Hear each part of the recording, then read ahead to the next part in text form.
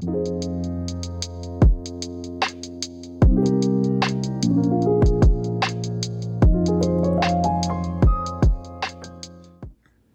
everybody, welcome back to The Pressing Matters. I'm Scott. Thank you for tuning in today. Thank you for your support. Today I'm going to be talking about an interesting debut release from a brand new audiophile label called Artone Signature. Artone Signature is located in the Netherlands. They are a group of dedicated enthusiasts that are working within the confines of what was once known as the Artone plant and is now known as Record Industry, one of the leading pressing plants in Europe and in the world, as a matter of fact. This group of enthusiasts wanted to do something that goes beyond what was being done by music on vinyl and provide a completely in-house process so they can keep an eye on every aspect of production. So that includes, tape-to-tape transfers, any digital work that needs to be done. Of course, the pressing plant is right there. And apparently the printing is as well. So they have access to every aspect of their production as it goes forward. In the initial release here, and I assume in every release you're going to see this, and this shows their mastering suite, I assume, and on the back it talks about the care that's going into this series, how every aspect is under their control, and their goal is to provide the very best reissues of the titles they chose. All well and good. It sounds like a very noble endeavor, and their first release is an interesting one as well. It is Golden Earrings Moontan. Golden Earrings Moontan. Wow. I mean, in America, we didn't hear about Golden Earring very much, unless you were really tuned into the import section.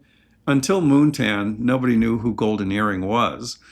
But in their homeland, they were working for many years and trying to build a reputation, trying to build a catalog.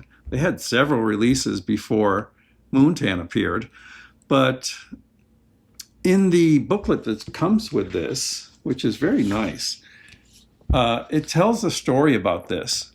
And it's very fascinating. I loved reading this story because I had no idea about the history of Golden Earring and how they were trying to break through. And finally, they did. They got an offer to work with The Who. So The Who were doing a tour. They needed an opening act. They had seen performance of Golden Earring, and they said they're the perfect band to do the opening act. And that's how they got exposure on a broader scale. They then started to work on Moontan and had a chance to tour America, like a 50-city tour. And that's where they really got their foot in the door. Of course, the monster hit Radar Love really cemented their status in America. And I think most people in America know them from this song only. I have to admit, that was my case too. I didn't really know this album at all. So it was very interesting to me to visit it and read the history of it, and of course look at the execution of this. And I'm going to tell you how I think Radar Love sounds on this, because that's what everyone wants to know. But let's take a look at this. Having the printing in-house seems like a very good idea. Now, we didn't see this cover in America. We got a more bland cover. So the cover we got was a black and white photograph of the side of a head with a golden earring in the ear. This was a little more provocative and a little too much for American audiences, apparently. The inside was a little risque too. This is the lead singer on the left and a spaceman on the right. So fine for Europe. For America, I was like, okay, I don't know about this. There were some complaints apparently. Actually, there's a few that got into the country in the original jacket. or the few that were done in America in the original jacket, but then they quickly switched to the other one. Um, so you get a beautiful tip-on jacket with a satin finish. It really looks good. It looks equal to anything that Stoughton does. A couple of suggestions for Artone, and that is this. So this is the shrink wrap and the hype sticker, all well and good. The thing is, for something that's aimed at the audiophile market, if possible, I would switch from tight shrink wrap to a loose bag with a perforation. The reason I say that is this arrived shrink wrapped so tight that it was really compressing the jacket, and it could hurt the integrity of the jacket if left in the shrink too long. So most audiophile companies have realized this and gone to either, like a clear envelope with a flap or a loose baggie. Just a suggestion going forward. The other thing is, and this is something that most audiophile companies have realized, is that we don't really want to see a barcode on the artwork. The artwork on these classic albums is so important that having a barcode here, unless absolutely necessary, really takes away from the visual presentation. So most have gone to putting a barcode on the baggie, on the shrink wrap, or on the hype sticker. So just a suggestion. I think that would be a nice step forward if this is truly going to be aimed towards collectors and audiophiles. This is cut at 45 RPM over 2 sides. There's only 6 songs. A couple of them are on the longer side, and they get their own side. Radar Love does not get its own side, but it does get the lead off of the second album. So that's good. One of the things about Moontan is it's had various sequencing issues all throughout its history.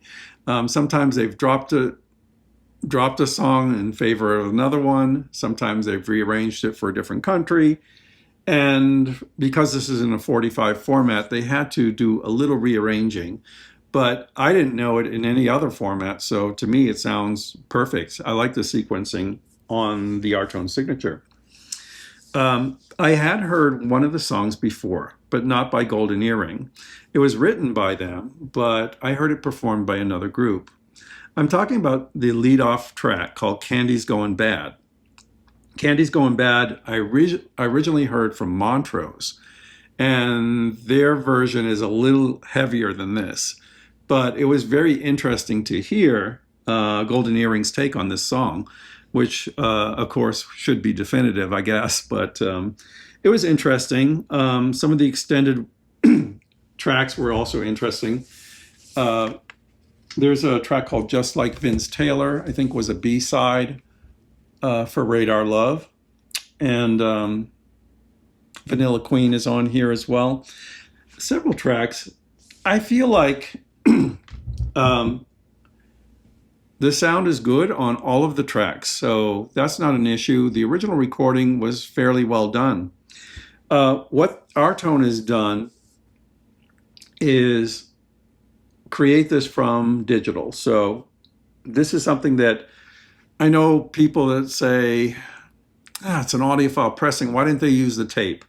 Well, there were speed issues. There were different tapes involved. So they felt the best way forward was to do a high resolution digital transfer and work from that. And I have no problem with that, as long as the sound is great.